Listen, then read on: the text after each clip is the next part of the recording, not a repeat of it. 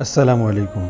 সুপ্রিয় দর্শক ও শ্রোতা, করোনার এই বদ্ধ জীবনে লকডাউনের মুহূর্তগুলোতে সবচেয়ে বেশি উপকৃত হচ্ছে আমাদের প্রিয় সন্তানেরা। কারণ এত লম্বা সময় প্রিয় বাবা মায়ের সান্নিধ্যে আসার সুযোগ সাধারণত তাদের হয়ে ওঠে না। মাঝে মাঝে আমাদের বাচ্চারা আমাদের অস্থির করে ফেলে।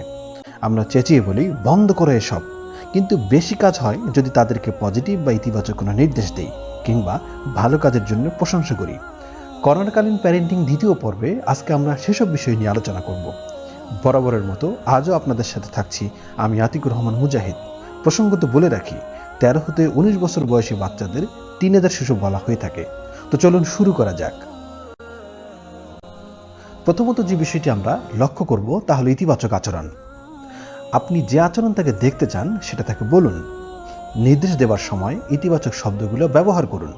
যেমন, ঘরটাকে এত অগোছালো করে রেখেছো কেন, এমনটা না বলে বলুন, জামা কাপড়গুলো একটু গুছিয়ে রাখো না প্লিজ। দ্বিতীয় যে বিষয়টি আমরা লক্ষ্য করব তা হলো কণ্ঠ নিয়ন্ত্রণ। আপনি যা করবেন তার উপরেই সবকিছু নির্ভর করবে। চিৎকার করে কথা বললে সন্তান আর আপনার নিজের দুজনের রাগ আর স্ট্রেস বাড়বে, ফলে ক্ষতি কিন্তু আপনাদেরই।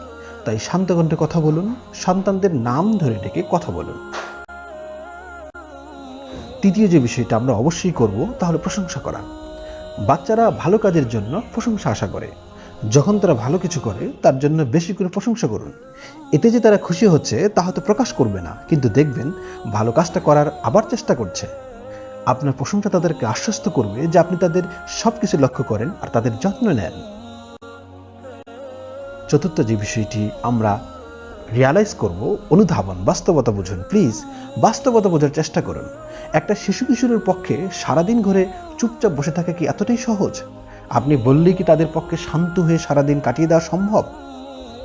শিশুর স্তরে নিজেকে বসিয়ে একবার ভেবে দেখুন তো আপনি হলে কি করতেন। পঞ্চমত যে বিষয়টি আমরা করব তা হলো, করোনাকালীন এই আবদ্ধ জীবনে বাচ্চাদের একঘেয়েমি কমাতে পারস্পরিক নিরাপদ যোগাযোগ একটি কার্যকর পন্থা। এই সময়টাতে টিনেজার সন্তানদের সাথে তাদের বন্ধু বান্ধবদের সাথে যোগাযোগ রাখারে বরং ভালো। সামাজিক যোগাযোগ মাধ্যম বা টেলিফোন, মোবাইল বা যে কোনো নিরাপদ পদ্ধতিতে যোগাযোগে তাকে সাহায্য করুন। এটাও একটা কাজ যা আপনারা দুজন মিলে করতে পারেন।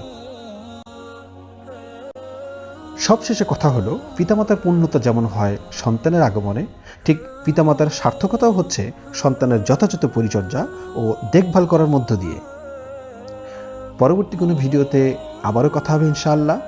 যে যেখানে আছেন, প্রিয় সন্তানদের নিয়ে নিরাপদেই থাকুন, সুস্থ থাকুন, সন্তানদের সাথে পজিটিভ আচরণ করুন। ভিডিওতে দেখানোতে সবগুলো কন্টেন্ট আমি নিয়েছি ওয়ার্ল্ড হেলথ অর্গানাইজেশন ওয়েবসাইট থেকে। সুতরাং কৃতজ্ঞতা তাদের প্রতি এবং আপনাদেরকেও অনেক ধন্যবাদ।